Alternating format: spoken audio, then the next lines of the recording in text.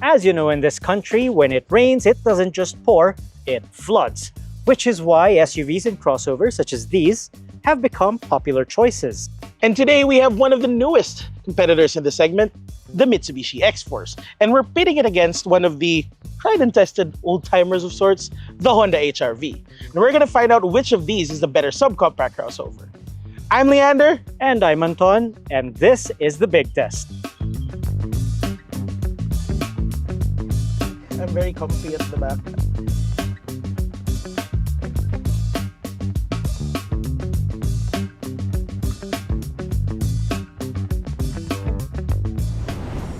Alright, so for our first round of testing, we are gonna do a performance bit of it. Both of these crossovers have a 1.5 liter naturally aspirated gasoline engine, but the HR-V has a bit of an advantage in terms of output. This engine in the X-Force is the same as the Expanders, and it has been here for a while, so it should be pretty, at least competitive. Although it does have a CVT, doesn't have traditional automatic like the Expander, but we'll see. Alright, and keep it steady at 60 in 3, 2, 1, and... So while we wait for the X-Force to reach 100, worth pointing out that this is a bit of an uphill stretch, and it's raining. Boom! Okay. So at least it hit 100. Took its time, took its sweet time. Alright, so we're in the HR-V. We're gonna do an acceleration test in a bit. We are up to 60 and we're gonna run it in, go.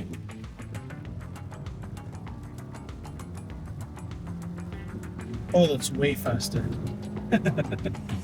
That's way faster. Whoa, 600. And considering the roads are actually a little bit more wet, so that should actually give the HR-V a bit of a disadvantage, you know. But yeah, it still pulled it, still pulls it well. I used to say I don't like the NA HR-V because I prefer the turbo one. But when you at least when you compare it to its non-turbocharged rivals, it's enough. It's Yeah, enough. actually.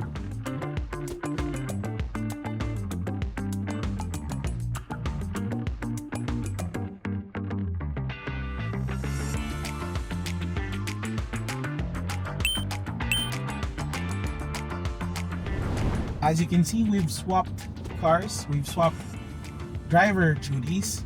It's okay. The driving position is fine, but I would prefer having a lower seat. Now, how's the ride there, Anton? The ride, it's soft. Once you start going through like expansion joints or like such as now, you notice that extra bit of movement there. Once you start going through those, yeah, the chassis likes to wander around a little bit, but it is generally comfortable back here. I like what you see when you're behind the wheel. So for me, I always say this in a lot of our reviews, it adds to the comfort. When it's pleasing to the eye, when the dashboard is pleasing to the eye, it adds a lot to ride comfort, at least for the driver, for me. Because it's nice. You have a very nice interior. We'll dive a bit deeper into that later. But for now, yeah. I think it's a bit noisier here than in the HR-V. Yeah, I hear more tire slap here, Yeah. right behind my ear, yeah. Now, again, we're only driving on the expressway. We're not going to be able to test ride comfort in the city. But since this part of Calax is a bit bumpy, this kind of also simulates when you're driving in slowly on a badly paved road. Alright, so it's time for some seat time in the HR-V. I'm now behind the wheel. Right off the bat, what I can say, the visibility here is, it's a mixed bag. So in the X-Force, you have less visibility on the sides because of the A-pillars, but the windshield is a bit smaller here. So this is a lot lower, so I see less of the road. One thing I also would like to point out is that this one just drives a lot better. It's more planted. Anton was also pointing out earlier. Yeah, so we took that Rotonda in Aguinaldo, and yeah, we took it at the same speed as the X-Force, and this one just pitches and rolls a lot less, and it actually doesn't come at the expense of riding comfort because the chassis moves around less. The chassis of this one actually stays more level compared to the X-Force. It's not as bothered by road imperfections. So in terms of ride, mean, I'm actually surprised. I was expecting this to be firmer. Actually, the NVH levels here are so much lower. And the road is wetter now that we're in the HRV, but it's still quieter than the X-Force when it was less wet. That's true. The ride here is just, it just wins in terms of ride comfort. Do you agree? Yeah, ride and handling. And the Ride seats, and actually, the handling. cushions are better in the Honda compared to the Mitsubishi. It's leather, but I mean, who cares if this padding is the padding in the Mitsubishi is a little thinner compared to this one. Yeah. But yeah, front seat, back seat, it's very comfortable in the HRV. We just went through some road undulations, and whereas in the X-Force it was, the car was moving around up and down more, this one, as soon as we drove over it, went back to level again. So it's hard to beat Honda, at least among the mainstream manufacturers. It's hard to beat Honda when it comes to chassis tuning, and you can feel that in the HRV as well. All right. So handling, ride comfort, the HRV wins. Yes. Right. On to the next test. Okay, so we're approaching our home base, and we are gonna check the fuel economy. So I have my camera here. It reads 16.8 kilometers per liter, 53 kilometers per hour average. Now the thing with this one, that part of the instrument cluster doesn't show the actual Distance driven. yeah after you reset it, but rest assured we reset it before we left this HQ. So now we're off to check the HRV. There you go. The house. So apparently we drove about 31.4 kilometers. I don't know if the camera shows that, but here in the HRV we did 18.3 kilometers per liter. So Now the 16.8 isn't bad, but in comparison to this one, it's better. So this is just better. So easy win, yeah. yeah. So we're now inside the X-Force, and no, this is not magic, nor is it a continuity error that we are wearing different clothes now. It's a different day. Binagyo kami, and we had to Nakarina kami nung shoot. and we Big had Fest. to move this and reschedule to another day. But anyway, continuing from where we left off, let's now judge the interiors. So Okay, when the X-Force came out, it's like, wow, okay, they actually stuck close to the concept car's interior because this looks nice. it does. Keyword, Looks. Now, I agree with you. It looks nice, but it just feels so much better in the HRV. Now, I don't know if that's something that a lot of people really are keen about, like how it feels inside the car, because this looks miles way better than the HRV, but that just feels more solid. It feels like, It feels more expensive. yeah, it feels more expensive, and especially when you're on the road, it feels better there. But I don't know, man. There's just a lot more color here, a lot more variations. You have more storage spaces. Oh, I like this cubby right also, there. that other one, the small Yeah. one there, and I also like that too. And- So it's a bit more practical. Yeah, it's more practical. And from the front, at least, we're gonna go to the back later, but from the front, at least, it feels more spacious. There's more glass area here, Yeah. so it feels airier. You don't feel like you're driving like this Yeah. all the time.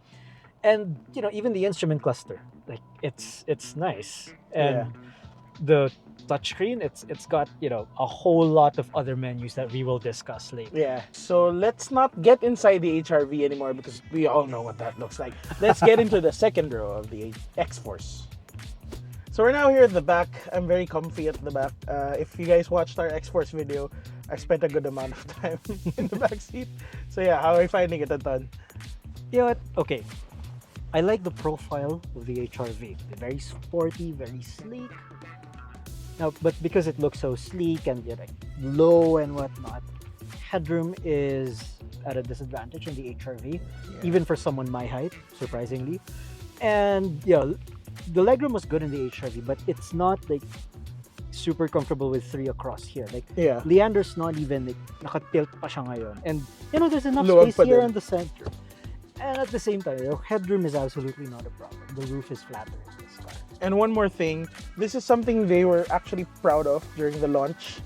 You can actually adjust your seat so that it stops here. There are multiple levels where you can stop the seat and just adjust it to your liking.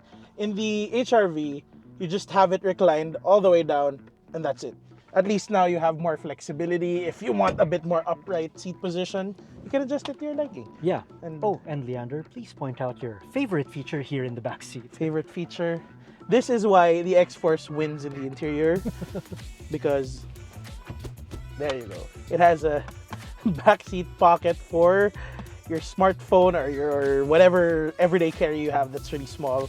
And you don't want everything to be falling around at the back. So yeah, I guess we're in agreement that this is the clear winner. Good job, Mitsubishi, Yeah. with this interior.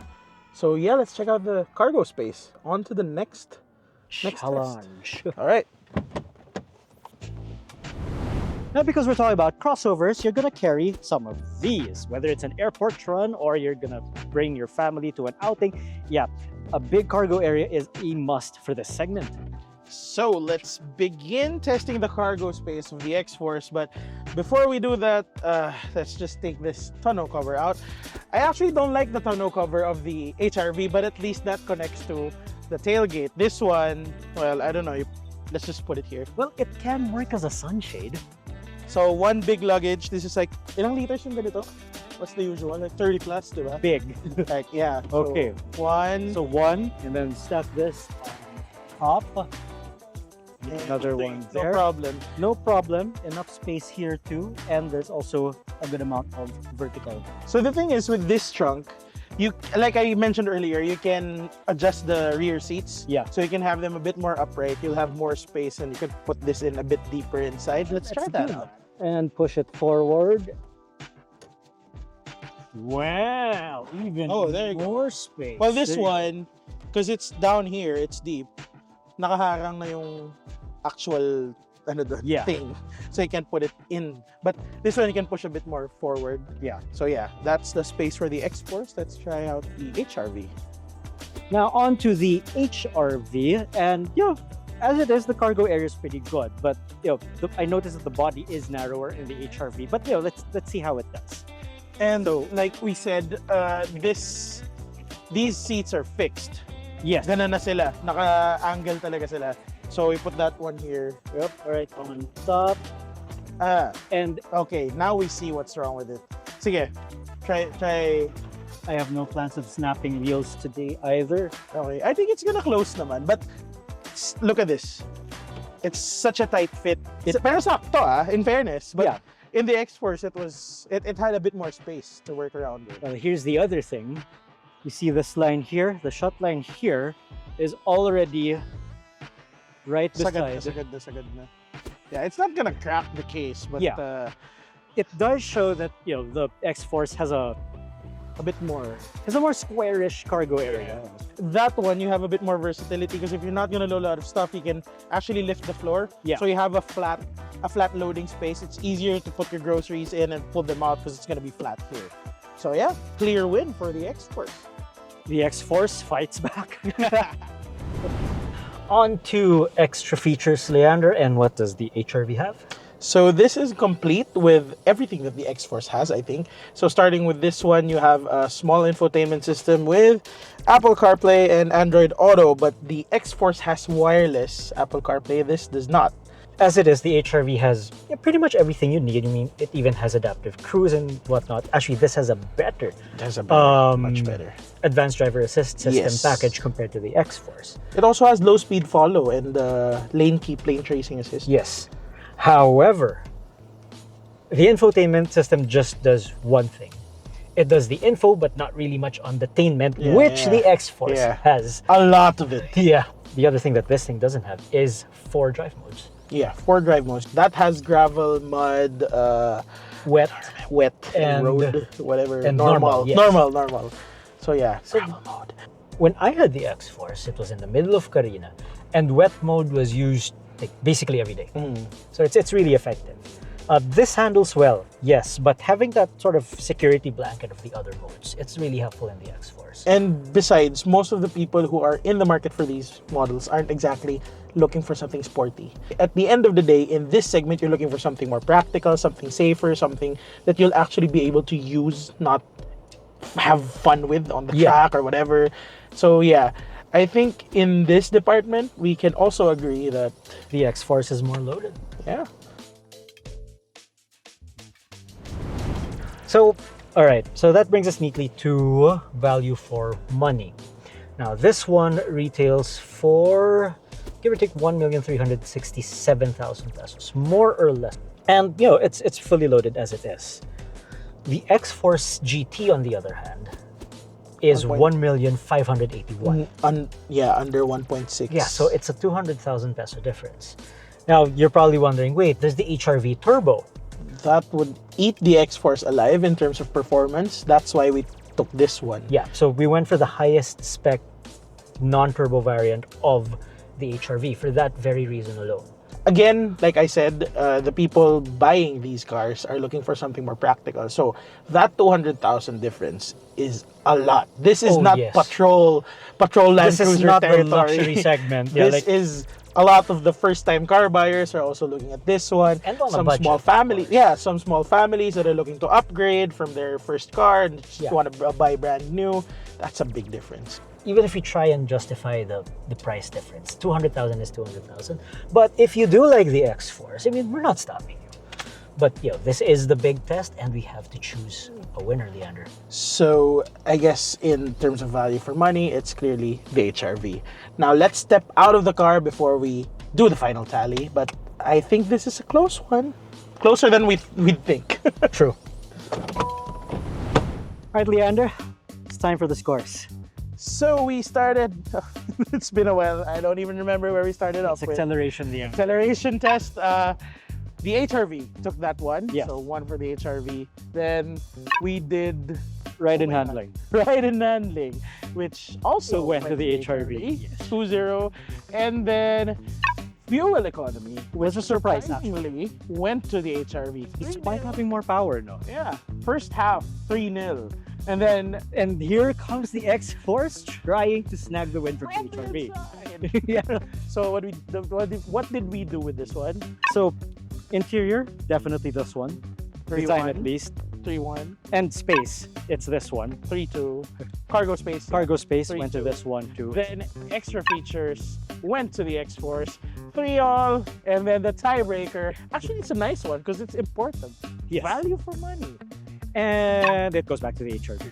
We had to give it to the HRV, but I have to say, this was a tight one. Yes, it was, yeah. The older model still holds the fort for the subcompact crossover segment. Yeah, you know what? This one put up a really good fight because, this is Mitsubishi's entry back into the subcompact crossover class. The old attempt was the Mitsubishi EXX, which was really expensive for some reason. Yeah. Because I think it had all-wheel drive, Yeah. I'm not too sure. But for those who are considering an X-Force, at the risk of sounding like a cop-out, this is a damn fine winner as well.